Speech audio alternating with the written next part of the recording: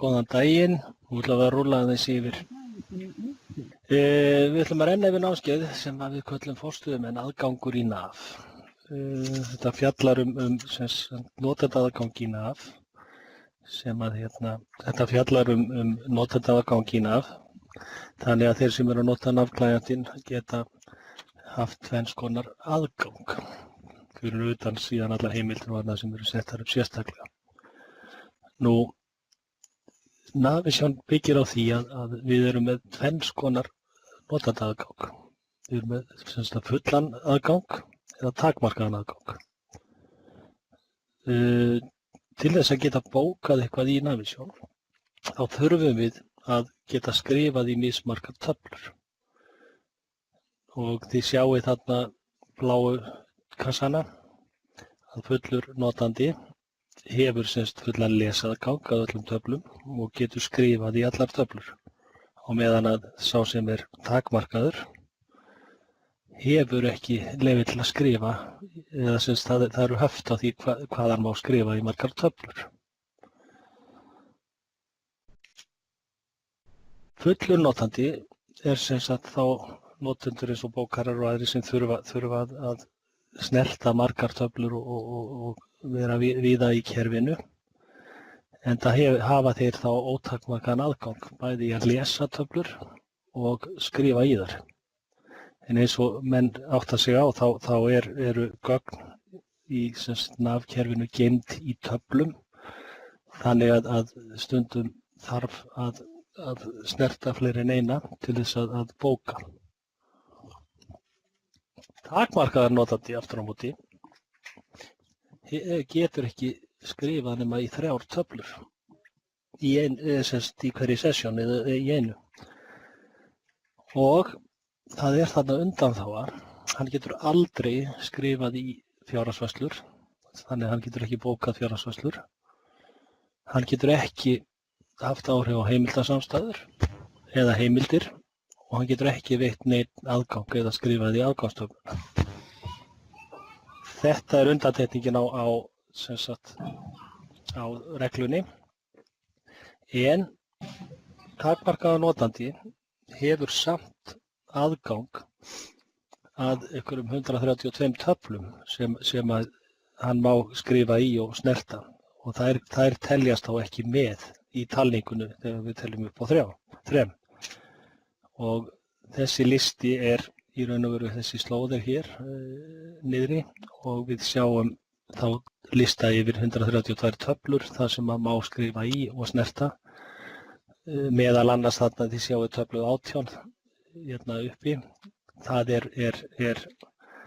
er customer eða viðskiptamaður, og vendorinn þetta niðri, þannig og söluhaus og annað slíkt. Þannig að hann má skrifa í þessar töflur, það telst ekki eina 3. En gallinn er sá, hann getur ekki, takmarkaður notandi getur ekki bókað sölureikninga því að hann getur ekki komið við fjárhagsvörslur. Það verða náttúrulega alltaf til fjárhagsvörslur þegar menn bóka. Þannig að þetta hentar þeim sem eru með lesaðgang, eins og forstöðumönnum. Og ef við skoðum áfram hlutverk forstöðumanna í NAV, er yfirleitt að þeir þurfa að hafa eftirlit með sínum rekstrareiningum. Þeir þurfa að fylgjast með hvort að menn sé að keyra fram úr áætlunum og öðru slíku með skýrslum og samanburði, og þeir þurfa náttúrulega að skrifa upp á reikninga. Og það geta þeir sem takmarkaðar notendur ef þeir aftur á móti þeir geta ekki bókað reikninga, en þeir geta skrifað upp og sent það áfram. Það er hægt að samþykkja í uppáskriftarkerfinu, en þú getur ekki bókað í uppáskriftarkerfinu.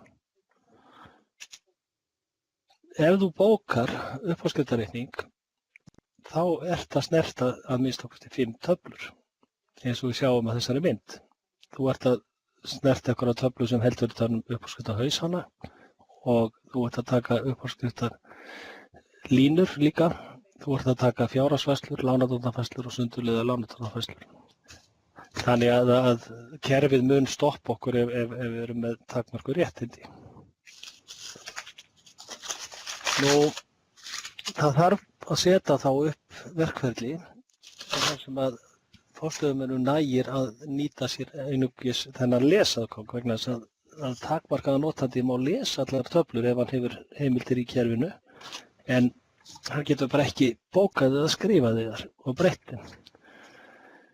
Nú ávinningurinn af því að nýta sér þetta er það að það er náttúrulega verulegur verðmunur á mánaðargjaldi af takmarkaða notanda og fullum. Takmarkaða notandi kostar í dag 2.900 kall á mánuði á meðan að fullur notandi fer upp í 17.900. Þannig að það er verulegur sparnaður ef að menn nýta sér það. Nú, þetta líka getur tengst öryggiskröfum þar sem að ekki þykir gott að menn sem hafa ákvörðunarvald og jafnvel hafa peningana eða greiða geti verið að bóka mikið í fyrirtæki í kerfinu. Þannig að þetta þarf bara að skoðast í hverju tilfelli fyrir sig.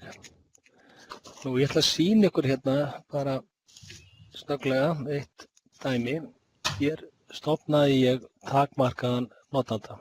Nú er ég hér inni sem forstöðumaður í einhverju sveitarfélagi og þetta er valmyndin mín sem forstöðumanns. Því við erum alltaf að tala klæjenta í Navision, við erum ekki að tala vefaðganga, við erum bara eingöngu að tala að menn sé að setja upp Navision á sér á vélarnar. Þá lítur þetta út svona og þarna er ég með sem sagt forstöðumanns mynd og ég sé þarna bláa kassana að ég er með 19 reikningar sem eru í uppáskrift hjá mér sem ég ætti að samþykkja. Og ef ég skoða þessa reikninga fyrir hérna inn og skoða bara hérna bíkóreikningin, þá sjáum við að ég er uppáskrifandi hérna og ég er líka uppáskrifandi á öllum línunum og reikningum. Ef ég ætla að samþykkja og bóka þennan reikning með því að fara hérna upp og ég sé ég ætla að bóka reikningin, ok, ég verð að taka númer hérna á einhverja línu sem vantar, tökum þetta bara svona. Sjá, breyta, verið svona og tökum þessa hérna líka. Þannig ég er búinn að lykla upp reikninginn og ég er búinn að alla samþykkja hann og bóka hann, setja hann alla leið. Þá fæ ég villumeldingu hér. Já, ég er á villu skjám, þið viljum kannski sjá þetta. Fara yfir með þetta hérna aftur, svona. Ég fór inn í reikningin sem sagt og ég lyklaði alla línur. Og síðan ætlaði ég að samþykkja og bóka reikningin hérna. Þá fæ ég upp meldinguna að ég hafi ekki heimild til þess að bóka eða skrifa í töfluna GL Entry sem er sem sagt fjárhagsfærslur.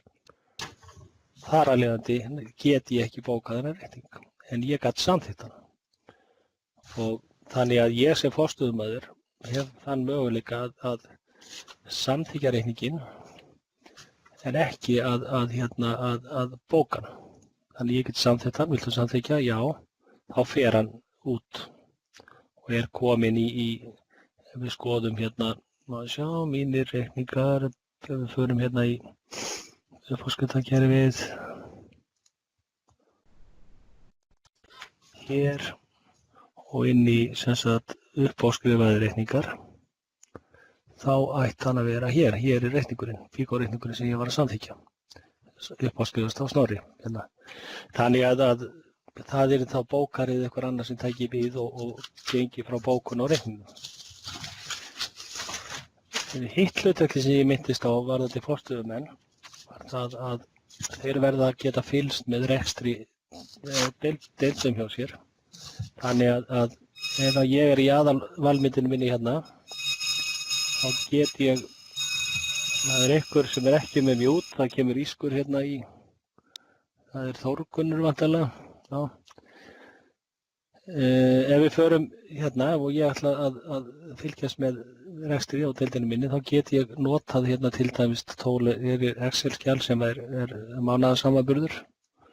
Þannig ég get valið hér eina deild og ég get valið eitthvað ár og haft í 1000 krónur eða ekki. Og ef ég keyri þetta, þá fæ ég hérna samanburðinn. Sjá, eitthvað stór opnast hann. Hann er hér. Fyrst að setja hann yfir á skjáinn. Þá sjáið þið hér að hér tók ég út Excel-skjal sem að tók út deild 4.11 sem er grunnskóli minn á einhverju ákveðnu tímabili og ég fæ hérna janúar sem rekstur áætlun mismunur, ég fæ febrúar og ég fæ alveg hérna fram í semst frá áramótum í restina. Þannig að þarna get ég til dæmis fylgst með rekstrinum hvort að menn sé að keyra fram úr áætlun eða ekki, þrátt fyrir það að vera takmarkaður notandi.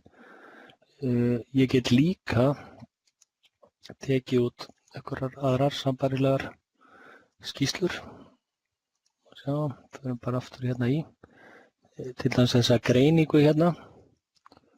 Þar get ég valið eitthvað sambærilegt. Við tökum aftur grunnskólan bara sem mitt 1 grunnskóli áætlun hérna. Tökum bara sama ár aftur og ég keyri það. Og þá hef ég upplýsingar hér, þar sem ég er með bókfært og áætlað og allan samanburðinn. Þannig að það heftir mig ekkert í því að sinna starfinu að vera takmarkaður notandi. Nú, ef það eru einhverjar spurningar, þetta er nú ekkert mikið meira í dag, nema bara að sýna ykkur það að það sé óþarfi að vera alltaf að fylla leyfið með fullum notendum. Þá erum við alltaf hér á staðnum að svara og sendið þá bara fyrirspurningar á sveit@vice.is eða þið sendið bara okkur hérna í ráðgjafana og við getum farið yfir stöðuna með okkur. Og þá þakka ég bara fyrir í dag.